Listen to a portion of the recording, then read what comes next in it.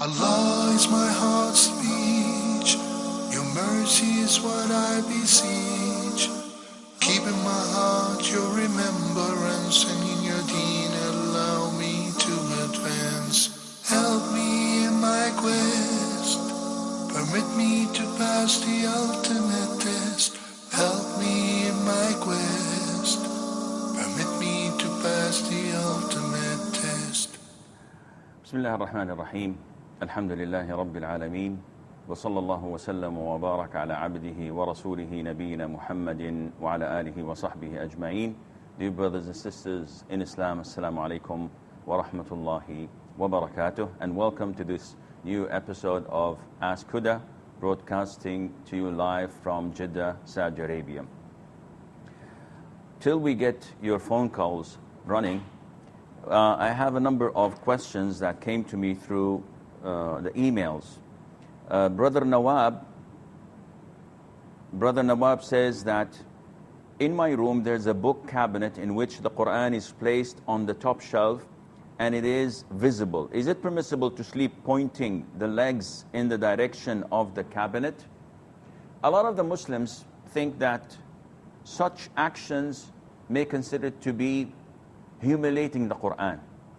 And the truth is, as long as your heart is filled, as long as your heart is filled with the love of the Quran, then there is no humiliation, none whatsoever. And that is why scholars say that if a person sleeps with his head to this side and his feet pointing to the Kaaba, there is nothing wrong in that.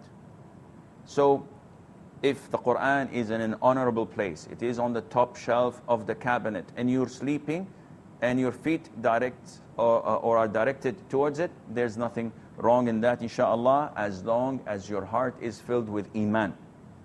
But if the Quran is on the table and your heart is not filled with iman and you want to humiliate the Quran, this is an act of blasphemy. This nullifies your Islam. So the intention counts, and alhamdulillah, as long as the copy of the Quran is on the top shelf, then you have no problem in that, none whatsoever. Brother Muhammad Nizamuddin sent an email saying that when I am in the state of ihram, can I cut my wife's hair after finishing our umrah, and can I shave my son or my nephew's hair as well? Because I've heard, well, what you have heard is wrong. And unfortunately, a lot of the Muslims hear a lot without authenticating. Anyone that says or claims that it is not permissible for you to cut the hair of another person or shave the hair of another person while in the state of ihram must provide you with the evidence. Because we know that the things that one is restricted from doing while in the state of ihram are a handful. And none of them includes shaving or cutting the hair of another individual. And therefore, it is permissible for you, when you finish your umrah, even to cut your own hair, or to shave your own self, or to shave for someone else, or to cut the hair of someone else without any problem, insha'Allah.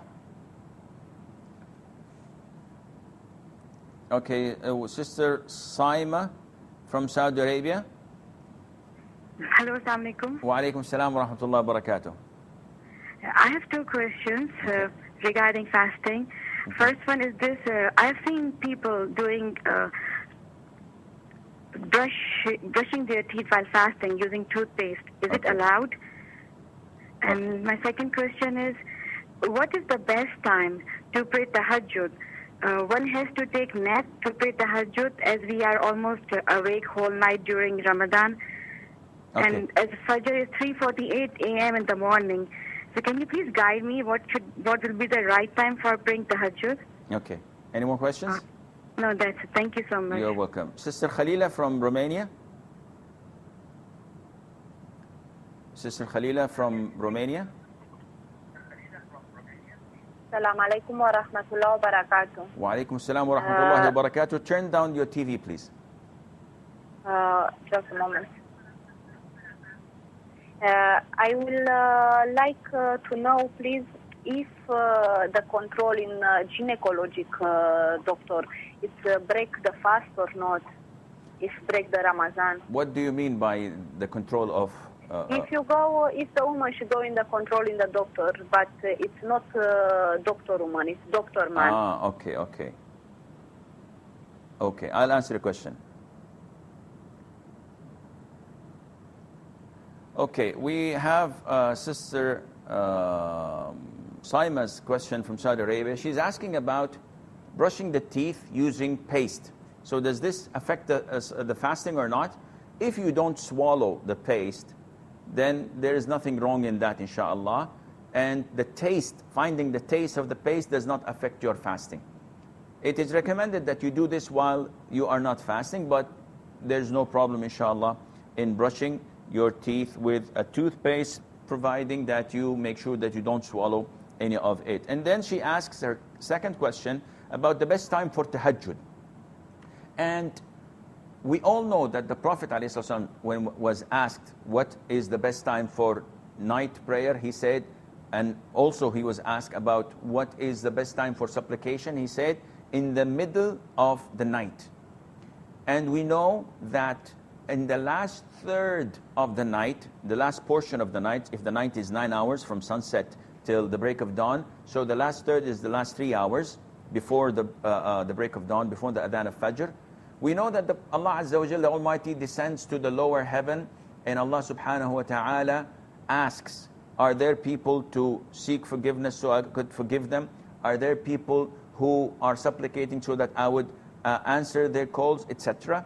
So this is the most preferred time, the last third of the night. So if Fajr prayer, as you stated, is about 4 o'clock a.m., it begins from about 1 o'clock until the adhan of Fajr. Any time you pray there is best. And the closer it is to Fajr, the better it is. And that is why the Prophet ﷺ said, make the last prayer of night prayer witr. Witr meaning odd numbers. So you conclude your night prayer with 1, 3, 5 or whatever, witr or odd numbers. But if you fear, the Prophet says, but if you fear Fajr, then pray witr 1 rak'ah. So this means that you delay and postpone your night prayer till the last minute, but don't allow Fajr to be called while you're praying. Try to conclude your prayer before that. And Sister Saima was asking about tahajjud. Can we pray without sleeping? This would not be tahajjud. Tahajjud is a prayer that is preceded by sleeping. So even if you sleep for half an hour at night and you wake up, this is considered tahajjud. Otherwise, it's just normal night prayer. Brother Muhammad from the Emirates. Yeah, assalamu alaikum, Sheikh. Salam wa rahmatullahi wa barakatuh. Sheikh, I'm suffering from sinus. Okay. Yeah, is it okay if I swallow sputum during the fasting period? Is it okay if you? Allowed or... Is it okay if you? Is it okay if I? Yeah. Is it okay if I swallow my sputum? If you what? Like phlegm. Cleanse your nose. Yeah, that's right. Okay. That's right. I'll answer your question, inshallah. Sister Khalila again from Romania. Yes. Yes, sister. What can I do for you? Assalamu alaikum wa rahmatullahi wa barakatuh. Wa alaikum salam wa rahmatullahi wa barakatuh. Sheikh, I forget to tell you that in one of the controls for the gynecologist, the doctor will administer an anesthetic. So he will make me to sleep. Also this, he will break the fasting. Okay. I will answer your question, inshallah. Sister Khalila, first question and the second are related. She's asking about administering a procedure with a doctor, a women doctor. I always find problems in pronouncing it, gynecologist or whatever they call it. Anyhow, she's saying that it's a male doctor, and this is not recommended. As long as there are female doctors, it is a must that you go to the female doctors. It is not permissible to go to male doctors unless there isn't any female doctors. In this case, you must go to a Muslim male doctor. And if there is no male Muslim doctor, then you may go to a non-Muslim male doctor. And she's saying that she's undergoing a procedure where it involves anesthesia, and they will put her to sleep. So does this affect her fasting? And the answer is yes, because this is a voluntary act, that being unconscious. Anyone who is unconscious during the month, during fasting, this invalidates fasting. It is unlike sleeping. See, when you sleep, this is with your own will, and if someone wakes you up, you wake up. But being in a state of consciousness in such a fashion and going such a procedure, this invalidates your fasting, and Allah Azza wa Jal knows best. Sister Kamil from Saudi Arabia. Assalamu alaikum, Sheikh. Wa alaikum salam to Allah. Ramadan Mubarak to you, And Sheikh. to you, inshallah, and the whole Muslim Sir, I ummah. have 4 questions. Is it okay? Can I ask Yes, you? go ahead, Ukhti. My first question is about fidya. If a person is suffering from an illness which is the cause of he not being able to fast, and neither will he be able to fast in the near future. So how does he go about giving the fidya? It is to feed 60 people, but if it is difficult to arrange for, cook for 60 people at home, or to find 60 people to feed, is it okay if we calculate the amount that would take to feed 60 people and give that much money to someone, or buy 1 month's basic dry grocery for a very poor family and give it to them with the niyyah of fidya? Will Kamil, that suffice? Kamil, what is the reason of this fidya? Of his illness, or did he have intercourse during the day of Ramadan? No. He is ill and he cannot fast the whole Ramadan, and neither will he be able to in the future because he has a kidney disease. So this is uncurable. It is incurable. He's on Khalas. dialysis right now. I will answer you. Number 2.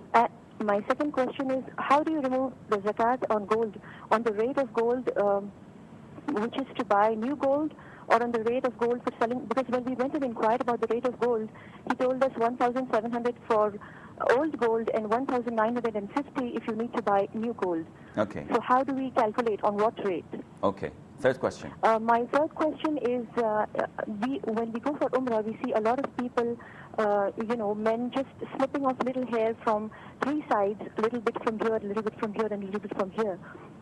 Okay. They don't really go to the proper barber shop and see to it that the hair is trimmed from all the sides. And the women too, they just remove 1 strand or a few strands of hair from the front, and they just snip off and they say that's it. Okay. Is this sufficient, or do we need to? Is there a proper method? To this. Okay. Fourth question. And lastly, there is a book by the name of Hassan Haseen in Arabic. Okay. I really don't know if you would have would you be knowing about it? It has been translated into Urdu by a sheikh known as Muhammad Idris. We just are a little unsure about the authenticity of this book. Okay. So this has been directly translated from this Arabic book. So if you would be knowing about Hassan Haseen, and would you be knowing if this is a book of dua? Actually, it has been duas compiled and translated into Urdu. Okay. Okay. I'll try to answer your question. And lastly, I really, really want to thank you, Sheikh, and the sponsors of the show and the producers of the show. Ameen. The show is doing more good than can be imagined, and we feel so relieved that we have someone where we can just call up and get authentic replies. And really, may Allah subhanahu wa ta'ala bless all of you and grant you all great success and happiness in this world and the hereafter. I mean, you too all and of the you, viewers. each person involved in Ask Huda, each Jazakallah person khair. involved. Jazakumullah Thank you khair. so much, Sheikh. You're welcome. Salam. We have Brother Bashir from Saudi Arabia. Hello? Yes. Hello? Yes, Brother Bashir. Yeah. Assalamualaikum, Sheikh. Mute your TV, please. Yes, Brother Bashir. Yeah. I want to know, during Ramadan, the prices of all the commodities, the bus fare here in Saudi Arabia and the hotel rent all increases. It goes maybe around 300 times more. So I want to know whether this is haram or not. Okay. Okay. Any more questions? No, thank you, sir. You're welcome, Akhi. Hello, sir. Okay, Sister Saima again. Yeah. Assalamu alaikum, Sheikh. Salam to Allah. Thank you so much for answering my question in detail. I really appreciate. I forgot to mention 2 things.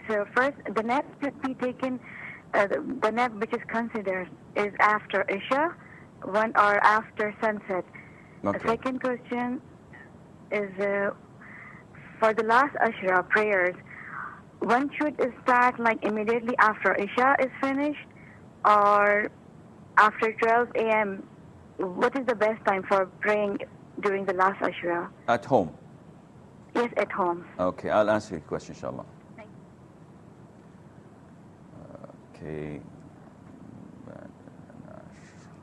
Okay, Brother Muhammad from the UAE, he's having a problem with his sinus, and he's saying that, is it permissible to clean my nose? And the answer is, the hadith of Laqit ibn Sabra, may Allah be pleased with him, he was told and instructed by the Prophet ﷺ that you should exaggerate in sniffing the water up your nostrils and blowing your nose when performing wudu, unless you're fasting. So, akhi, if you're fasting and you can cleanse your nose without any water going into or through your nostrils, down your throat and down your stomach, this is permissible and there's nothing wrong in that. It is completely permissible. But if you're going to sniff and pull the water with your breath up your nostrils so hard that there is a possibility of getting the water inside, you should avoid this, as this is not permissible. Kamil had 4 questions. The first question is someone who has kidney problems and the doctors say that it's incurable and you cannot fast. So what to do? She mentions feeding 60 days and feeding 60 people. And this is not the case. Feeding 60 people is when a person nullifies his fasting during the month of Ramadan by intercourse. And the penalty is to free a slave, if not possible, then to feed 60 people. In the case of an individual who is too old to fast, someone who's 100 plus, someone who's 90, someone who's 80, depending on their health and their physical condition, if it is not possible for them to fast, or someone who is chronically ill, the doctors say that it is incurable, the disease you have. You have kidney problems, you have illnesses that require you take medication every 2-3 hours, and if you don't, this would harm you. You have an illness that requires that you drink water every couple of hours, and this is permanent. Doctors say that you will not be cured until you die. So the scholars say this is mentioned in the Quran, where Allah tells us that those who are unable to fast, they should pay fidyah. And the fidyah, the expiation for that, is to feed 1 poor person per day. Either you do this on daily basis, so after sunset of tonight, of today, then you go and feed someone who's poor, or you wait until the end of the month of Ramadan and collect 29 or 30 poor people, depending on the month, cook food for them, and let them eat. So what is the amount? The amount is half a sa'. And a sa' is a means of measurement by quantity. It's like a liter. So 1 sa' is equivalent to 4 mud. And the mud is what you gather in the palms of your hands. This is 1 mud. So 1, 2, 3, and 4, this constitutes a sa'. So what is supposed to be fed to each poor person is half a sa'. So, and this is approximately 1 kilo and maybe 200 grams of rice. So if you give it raw to the poor, alhamdulillah, each poor person per day. And if you cook some food, that a good decent meal that is enough for them, this is better, inshallah. Sister Selwa from Saudi Arabia. Okay. Kamil's second question, they have gold and they would like to give the zakat of the gold. What should they pay the zakat of?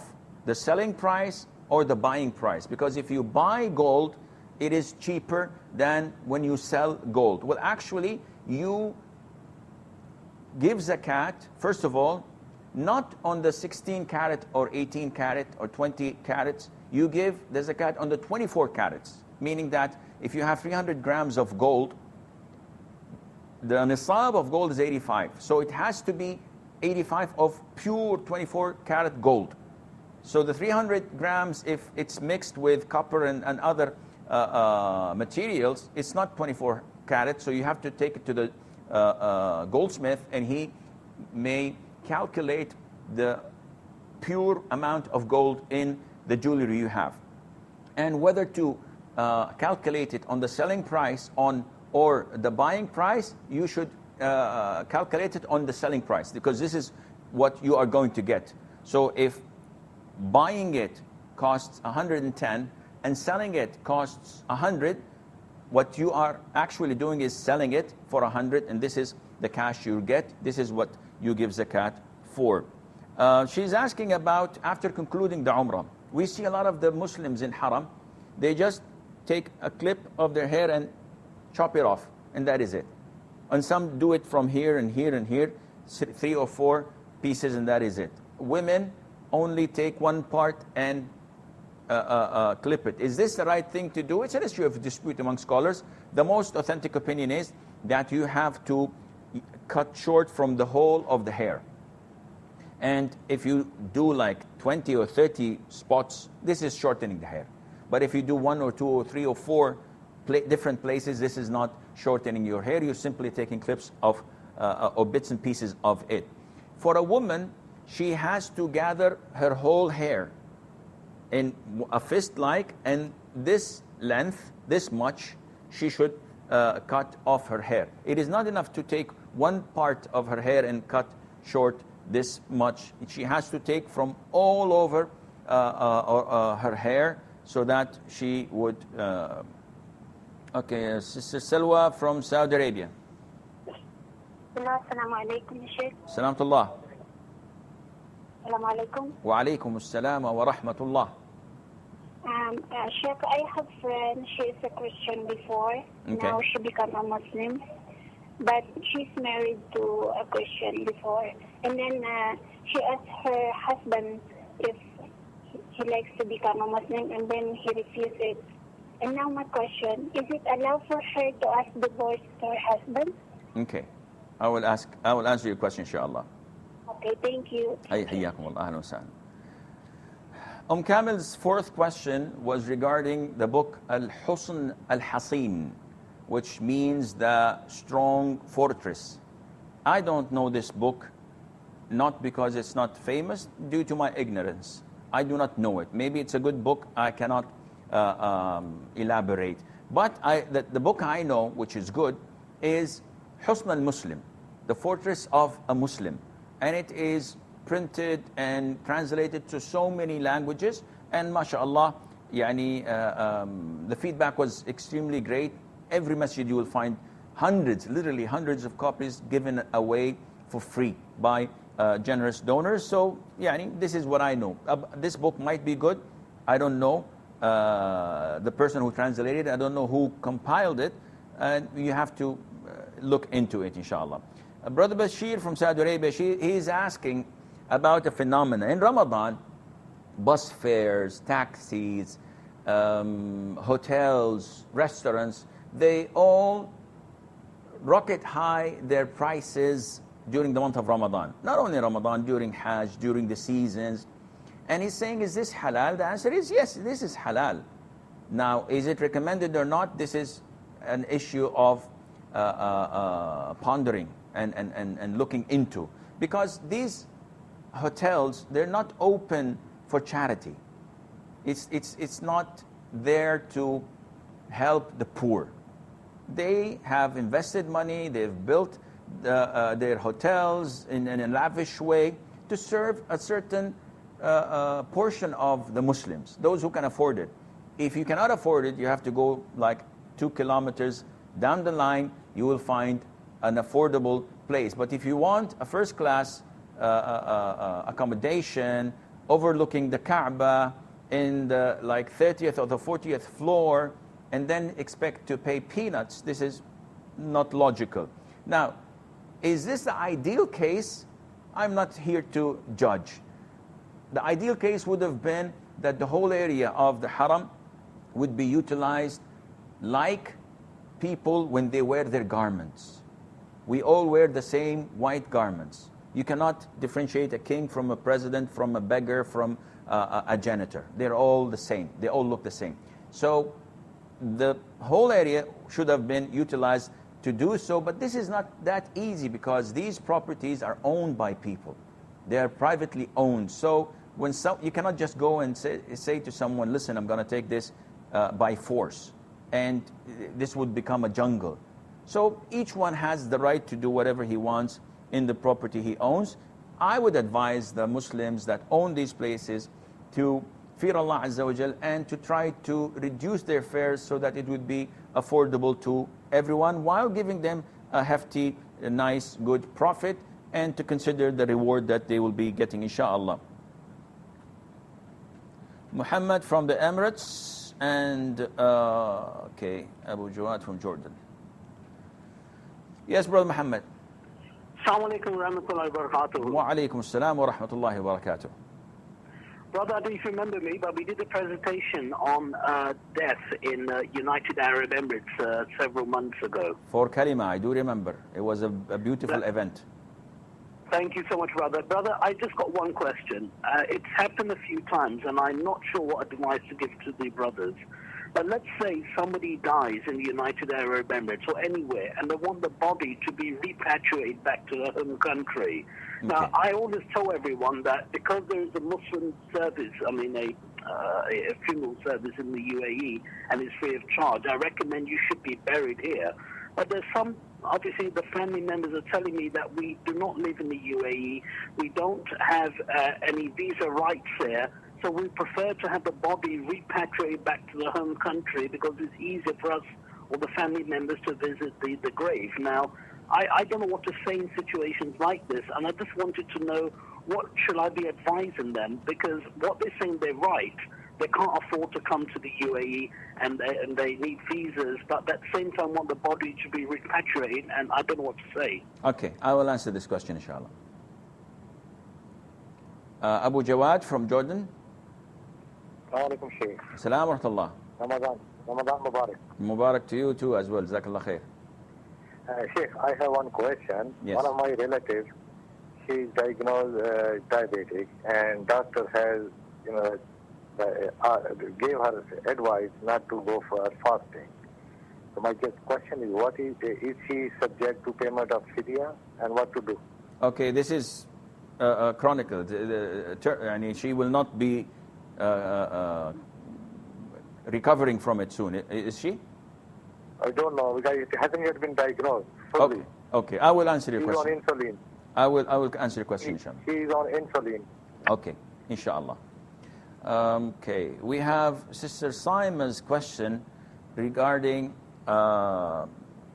sleeping. She's asking, is the nap you're talking about, so that I would be qualified for tahajjud prayer, should it be after Isha or should it be after Maghrib? The answer is it should be after Isha. After Maghrib, it does not count. And Sabah from Canada. Okay, Sister Sabah from Canada. Assalamu alaikum, Sheikh. Wa alaikum salam. Ramadan Kareem to you. Ramadan Mubarak to you as well. Okay. Sheikh, I have a question. If a woman is already in her monthly cycle and the Ramadan starts, and at the time of Sahur, after the Fajr Azan, she's already in her cycle and she's supposed to take herself either the same day or the next day. But after the Fajr Azan has been there, she goes and checks and she still sees a little blood. And then after a couple, but she had intended to fast, thinking that she might be clean, but she still notices it, and then after a couple of hours she's clean. Should she continue the fast, or should she not count it? The sister usually have their purity either by dryness or by seeing the white thread discharge. Before Fajr Adhan, did she see her purity?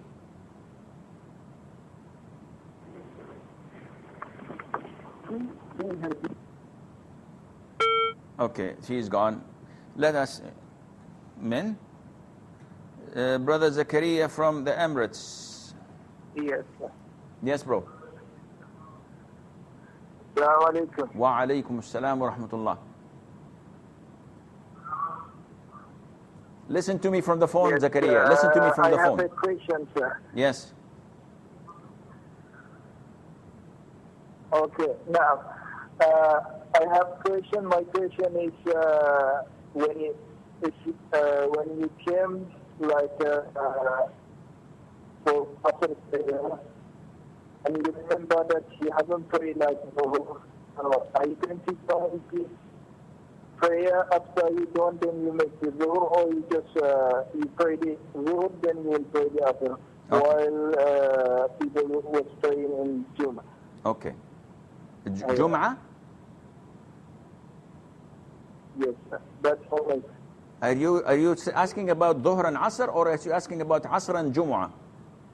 No, I'm talking about after. If you came like you want to pray after, and you remember that you haven't prayed Zuhur. Okay. So will you pray Zuhur first, then you pray after, or you pray after, then you pray Zuhur? I will answer your question, inshallah. Okay, Sister Saima is asking what is the best time for praying Tahajjud prayer at the last 10 nights of Ramadan? The same applies, at the last third of the night. So if you are going to pray 3 hours, then make these 3 hours the last 3 hours of the night. If you're going to pray 5 hours, likewise, so that you would end just before Fajr prayer, or just enough time for you to have the pre-dawn meal. Salwa from Saudi Arabia, she's saying that there's a sister who accepted Islam, but her husband is refusing to accept Islam. So can she file for divorce? Islamically is different than what is civil marriages. So civically, I think it's an adjective. I don't know. My English is lousy, so don't learn from me. Islamically, if a woman accepts Islam and her husband is not a Muslim, she doesn't have to ask for divorce because the marriage has been broken. So if she must separate from him immediately, he does not relate to her anymore.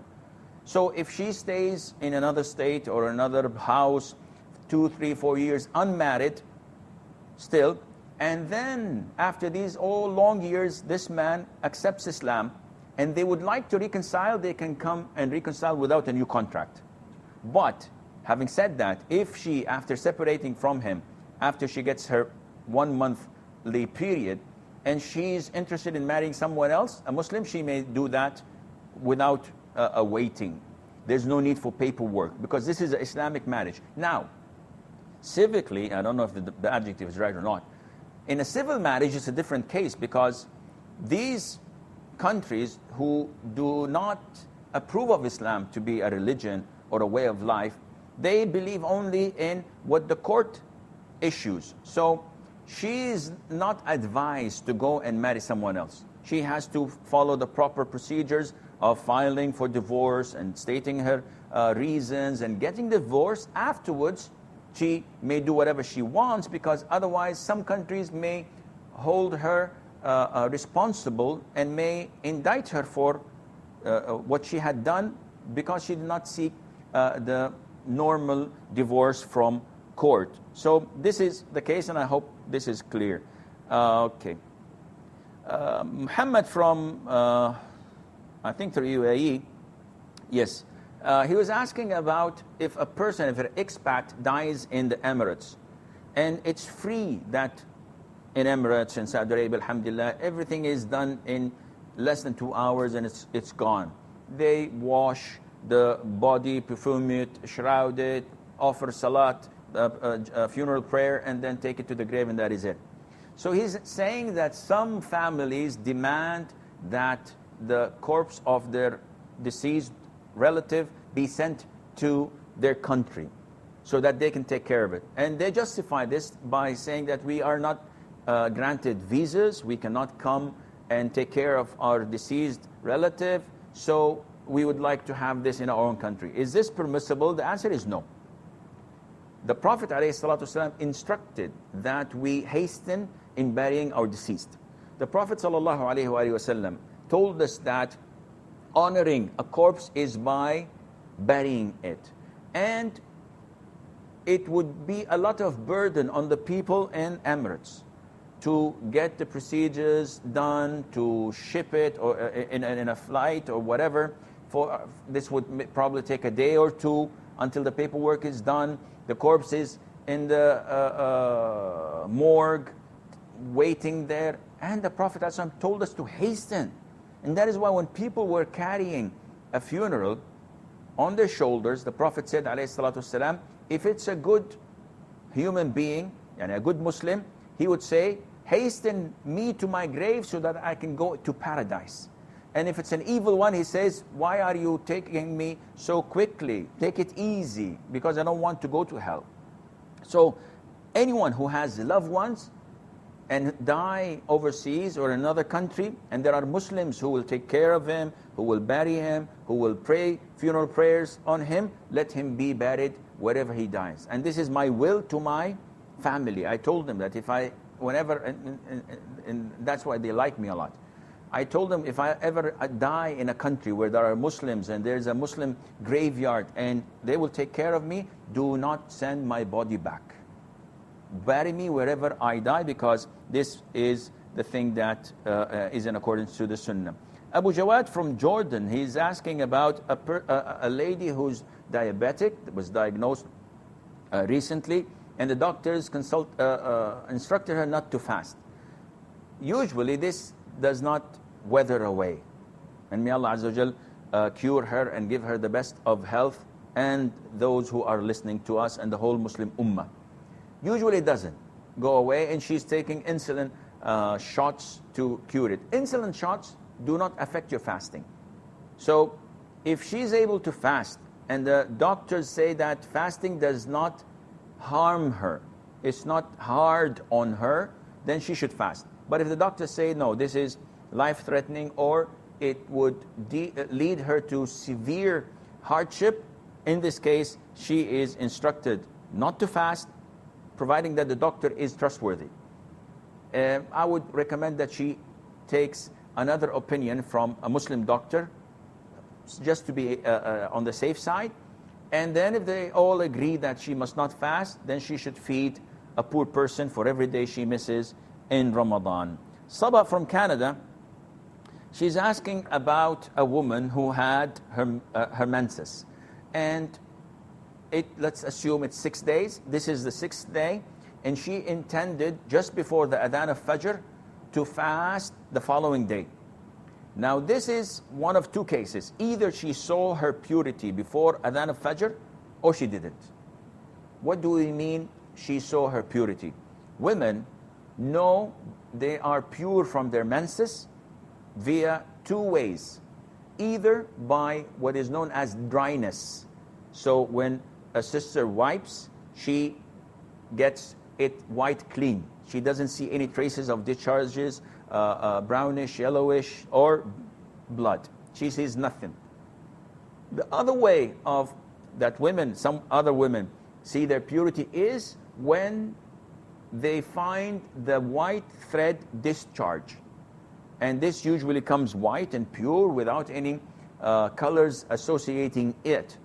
If this is the case, if she saw her purity before the Adhan of Fajr, even 1 second before the Adhan of Fajr, and she intended to fast, her fasting is okay. But if she didn't, and she said that, I don't know if I'm pure, I'm not, but I'm hoping to be pure, and then she checked after the Adhan of Fajr, her fasting is not correct, because she did not confirm that she was pure from her menses except after the Adhan, and fasting would not be accepted at that time. Zakaria Al-Kharram from and Ayman. Okay, Brother Kharram. Salamatullah. My name is Khurram. Khurram, okay, bro. I'm from Riyadh. Okay. Actually, I just wanted to ask about the Ramadan. Some of the guys in my office, they say Ramadan Kareem, and I read the ads on the road says Ramadan Kareem. So can we say Ramadan Kareem? Means is it permissible to say Ramadan Kareem? Okay. Any more questions? Okay, Jazakallah khair. Ayman from Saudi Arabia. Ayman? Okay, she's not here. Zakaria's question from the UAE. He says that he went to the masjid for Asr prayer. And after the Iqamah was called, before he started his prayer, he remembered, I didn't pray Dhuhr. So what to do? Well, alhamdulillah, because Dhuhr and Asr are alike in the way they are prayed, so you go in with the congregation intending to pray Dhuhr. So while they are praying Asr, you are actually praying Dhuhr. And after the Imam concludes his prayer and offers salam and you offer salam, you go back to the back of the masjid and make iqamah and then pray your own Asr as well. Brother Al-Khuram is asking about saying Ramadan Kareem. Is it permissible or not? It's an issue of dispute. Shaykh ibn Uthaymeen, may Allah have mercy on his soul, says that it is not permissible to say Ramadan Kareem because generosity is attached to someone.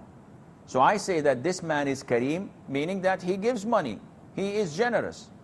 Allah Azza wa Jal, one of his beautiful names and attributes is that he is Al-Kareem. So we can say this. But when we say that Ramadan itself is Kareem, what is Ramadan giving us? Ramadan is not something that gives. So he says, Shaykh ibn Uthaymeen, that it is not recommended to say it. And I slightly inclined to this opinion. Other scholars say that when we say Ramadan Kareem, we don't mean that Ramadan is the one that does this, but we mean that what comes into it, what happens in it, is a source of karam and generosity and blessing and favors of Allah Azza wa Jal. And this has some room of understanding and value, but it is best to say that Ramadan is Mubarak. It's a blessed month. So when you say it's a blessed month, meaning that things that of blessing and favor of Allah happen in it, rather than be in a dubious situation by saying Ramadan Kareem. And we know that there are scholars who said that we should avoid this word, and avoiding it, inshallah, is better to be on the safe side. Then there is a question from Brother Muhammad Asif. He's asking, is it better to pray Taraweeh at home? For men, it is highly recommended to pray in the masjid, because the Prophet ﷺ prayed the first, second, third, and the fourth night, or the third only, in the masjid, in congregation.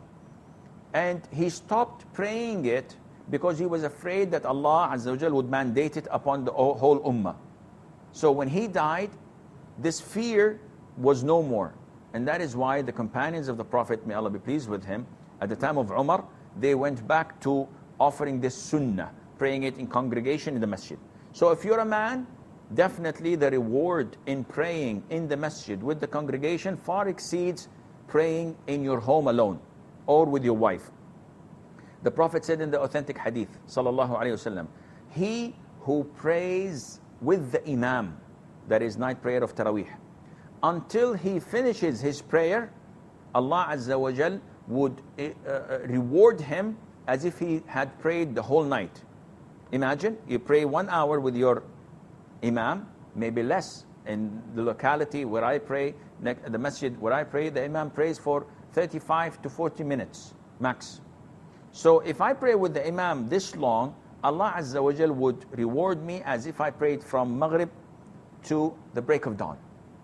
And if I do this every single night, then at the end of the month, Allah Azza wa Jal would record me as if I've prayed the whole of Ramadan. And whoever prays the whole of Ramadan, as in the authentic hadith, whoever prays Ramadan, believing in its recommendation and seeking the reward from Allah Azza wa Jal, Allah would forgive all of his previous sins.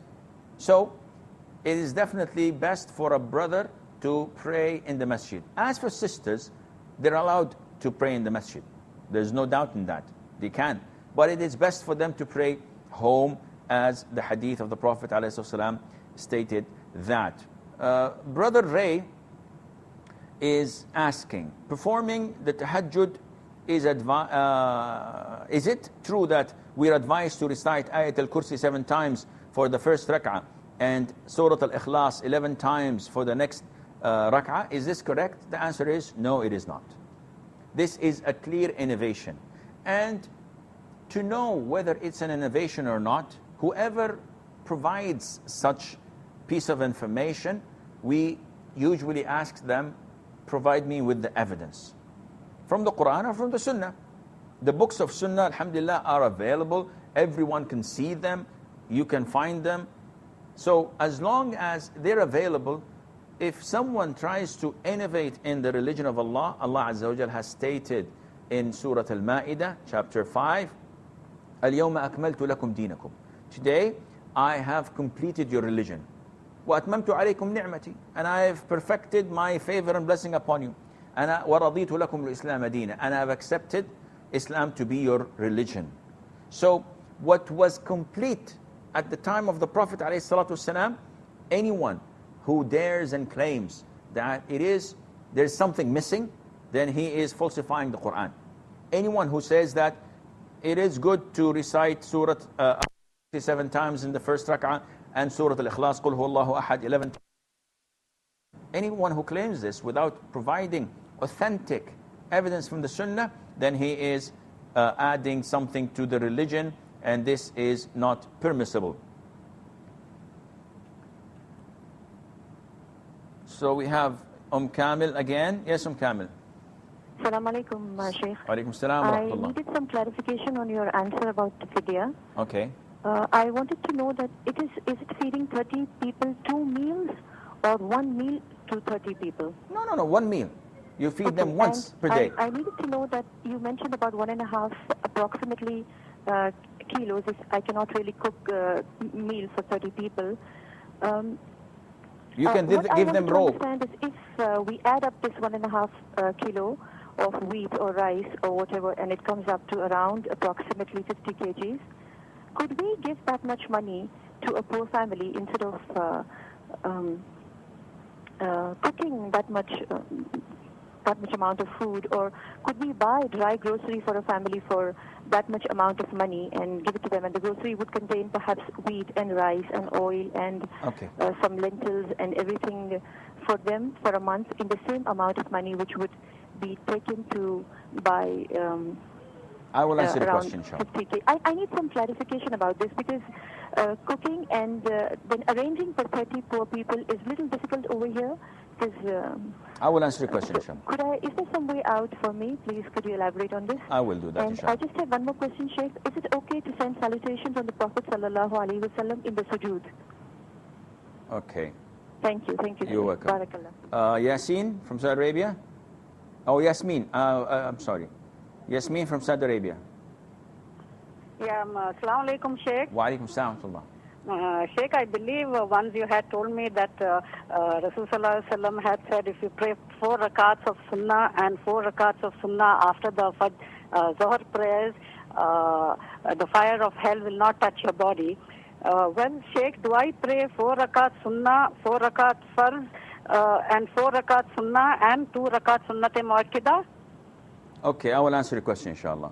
Right, sir. And can I ask you one more question, Sheikh? Yes, go ahead. Sheikh, during Ramadan, when I pray my Isha, do I need to pray Tarawih immediately after Isha, or can I pray Tarawih maybe after half an hour or 1 hour later? Okay, I will answer your question, inshallah. Kamil is asking about feeding for a person who is unable to fast due to illness. And she's saying that this is difficult for me to collect 30 people and to give them food and cook it for them. So, first of all, can I buy them dry food and estimate how much money it would cost? And so, it's very easy. Buy 1 kilogram, 0.2 of rice, put it in a bag, and give it to the poor people. Don't cook it. This is sufficient. If you don't want to cook, you can just buy 1.2 kilogram of rice and give it to one poor person per day. Giving money is not permissible, because Allah Azza wa Jal mentioned in the Quran that you should feed the poor. So either you cook and feed him, or give him the raw food and he cooks it, and this would do the job, inshallah. Then she's asking about the ruling on offering salutation to the Prophet ﷺ while in the sujood. This is not part of the sunnah, and this is not permissible. Whenever you are out, we know when to offer salam to the Prophet ﷺ. That is when we're sitting for tashahhud. But in the sujood, the Prophet instructed us to glorify Allah Azza wa Jal, to say Subhana Rabbil A'la, and to ask Allah for whatever we want, dua. So you can make dua, but offering salutation to the Prophet ﷺ is not permissible while in the sujood. Sister Yasmin's asking about the sunnah after dhuhr prayer. Now, dhuhr prayer has sunnah mu'akkada, which is 4 before dhuhr and 2 after. I'm not talking about the fard. The fard is out of the question. You have to pray it, you have to pray it. These 6 rak'ahs, 4 before and 2 after, these are sunnah mu'akkada, which means that it's highly recommended to pray. Because the Prophet ﷺ maintained praying it, except when he traveled, he would not pray it. Now, she's asking about praying another 2 sunnah, which is known as, afterwards, known as sunnah ghair mu'akkada, and this is permissible. The Prophet did not always pray it, but there are hadiths that stated that whoever prays 4 rak'ahs after dhuhr, Allah Azza wa Jal would prevent him from hellfire, and this is, inshallah, permissible to pray. But to make it more than that and claim that this is part of the sunnah, no. You don't pray 4, then dhuhr 4, then another 4, and then another 4. No, it is only the 4 afterwards, and Allah Azza wa Jal knows best. She's asking about a woman who prays Isha at her home. Can she separate Taraweeh from Isha? The answer is yes. And it is highly recommended for her not to pray it half an hour afterwards. If she can postpone the whole Taraweeh prayer till the end of the night, that would be much better, insha'Allah. Brother or Sister Nubla Nazir, she's asking that if a person deliberately bites his lip and bleeds accordingly, does this affect the wudu? The answer is no. It does not affect the wudu. It does not affect your state of purity or your ablution, and it does not affect your fasting either, as long as you did not swallow it. However, one would be asked, why would you do something like that intentionally? Harming yourself is not permissible in Islam. Now, this question from Brother Salar is about sighting the moon. And he's saying that we are in a country and we sight the moon in our country, or we try, but some of the community follow Saudi Arabia. Whenever they announce it, they follow Saudi Arabia. And he is, I think, from Germany. And others follow the calculation. So which should we follow? First of all, in identifying Ramadan, you must use the sighting. Calculating it is not permissible. In the astronomers who come and they say that the moon on this particular day would be in here and there, and this announces the birth of the new moon at this particular hour and this particular day, this has nothing to do with Islam, because they themselves differ. In Islam, it is only enough and sufficient that one trustworthy Muslim goes and sights the moon, and he says, yes, I saw the moon in this area, in this location. This is enough and sufficient for us. So if you're in a country like, if you're in Germany, and unfortunately most European countries and non-Muslim countries, the Muslims are divided. Each one has his own Islamic center, and he's protective. He doesn't want anyone from outside of his Islamic center to come in or to share any views. So he wants to dominate the congregation as if they are sheep and he is the shepherd. And this is wrong. Muslims should unite. Muslims should compromise a bit, and in order to get and attain the unity, so that they would have one representative who would communicate with the government, instead of having a gazillion representative and the government doesn't even care about what they say or what they think of. So if you are in a non-Muslim country such as Germany, try to look at the majority of the Muslims. So if we have a group that includes 80% of the Muslims, and they follow one imam or one scholar, and they abide by what he says, and they try their level best to practice Islam, then you should follow these people. Now, if they're using calculation, this is a dilemma, this is a problem. Why? Because this is an innovative thing. However, if the majority of the Muslims all agree on following this individual, and he is like their imam, who they follow and obey, in this case you should follow them. So if I live in a country that uses this form of innovative method of calculating the beginning and the end of the month of Ramadan, for example, if I live in Morocco, hypothetically speaking, and the leadership of Morocco insists on following the calculation and neglecting the citing. They don't care about citing. Because of the imam, because of the ruler, the Muslim ruler, is forcing this among the people, and everybody is considering tomorrow to be the first of Ramadan, though they did not cite, as a Muslim, I have to follow them. Because I have to be with the majority of the Muslims. The Prophet said, alayhi salatu wasalam, as-sawmu yawma tasumun. The fasting is the day when the community fasts. وَالْفِطْرُ يَوْمَ تُفْطِرُونَ. And the day you celebrate Eid and you break your fasting is the day when the community celebrates it. So you should be with the majority of the...